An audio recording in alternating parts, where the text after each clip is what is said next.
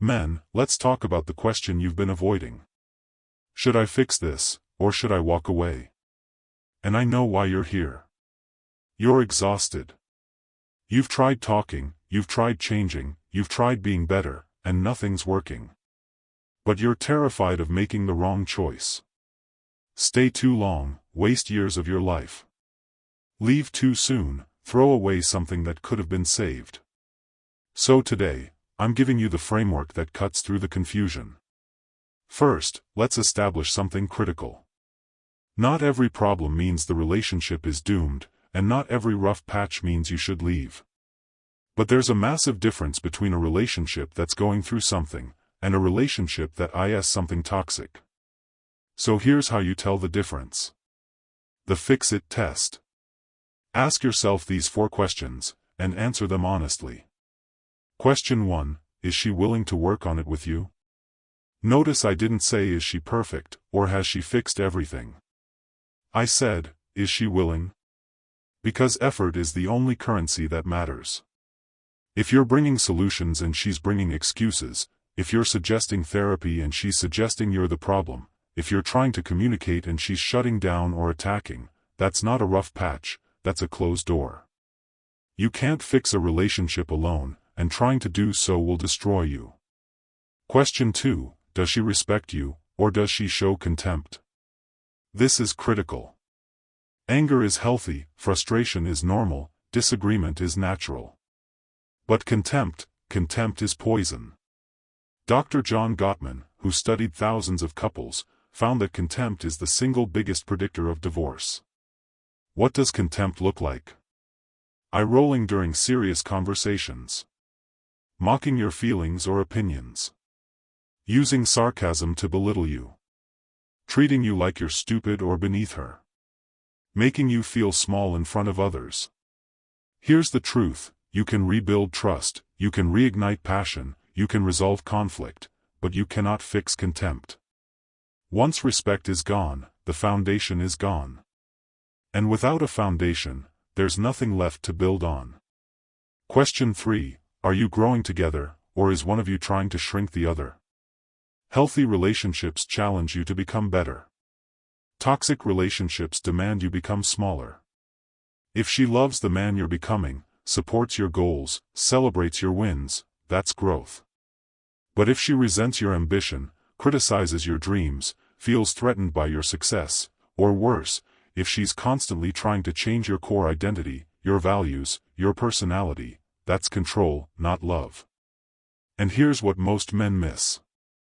You shouldn't have to choose between being yourself and being loved. The right woman loves you because of who you are, not despite it. Question 4, and this one's uncomfortable, is your peace negotiable? Pay attention to how you feel. Not just in the heated moments, but in the quiet ones. When you wake up, is your first feeling dread or gratitude? When you hear her car pull up, does your chest tighten or relax? When you imagine your future together, do you feel excited, or trapped? Your nervous system knows the truth before your mind admits it.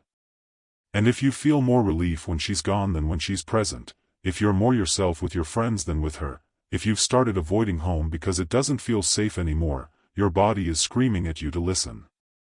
Now, here's when you fight to fix it. Fix it when both of you are willing to do the work. When there's mutual respect, even in disagreement. When the love is still there, buried under stress, poor communication, or external pressure. When you're going through something temporary, like financial stress, family issues, or major life transitions. When you both want the same future, you just haven't figured out how to get there together yet. When she takes accountability for her part, and so do you. When counseling or coaching is welcomed, not rejected. When there's still emotional safety, even if there's tension. These relationships aren't perfect, but they're worth the fight. Because the foundation is solid, you're just rebuilding the walls. But here's when you walk away, and you walk away without guilt. Leave when she refuses to acknowledge any problem exists. When respect has turned to contempt, and she treats you like an enemy, not a partner. When she's physically, emotionally, or verbally abusive. When infidelity has occurred and there's no genuine remorse or effort to rebuild trust. When she's actively trying to change who you are at your core. When your mental health is deteriorating because of the relationship. When you've communicated your needs clearly and repeatedly, and they're dismissed or ignored. When you realize you're staying out of fear, obligation, or guilt, not love. When you feel like a prisoner, not a partner. Listen closely. Leaving doesn't make you weak. Staying in a relationship that destroys you, that's what makes you weak. There's no honor in being a martyr to a relationship that's already dead. And here's what no one tells you. The cost of staying too long isn't just time, it's you. Your confidence, your purpose, your peace, your potential, all sacrificed at the altar of someone who isn't willing to meet you halfway. So here's my challenge to you. Stop asking if the relationship is worth saving. Start asking if you're worth saving. Because the right relationship adds to your life, it doesn't subtract from it. It challenges you, but it doesn't break you. It requires work, but it doesn't require you to lose yourself. And if you're still unsure, ask yourself this final question. If your son came to you in 20 years, describing the exact relationship you're in right now, what would you tell him to do? That's your answer. Now go make the decision you already know you need to make. Fix it if it's worth fixing. Leave if it's time to leave. But for the love of everything, stop staying in limbo. That's where men go to die. You deserve clarity. You deserve peace. And you deserve a relationship where you don't have to constantly question whether you should stay or go. Now get to work.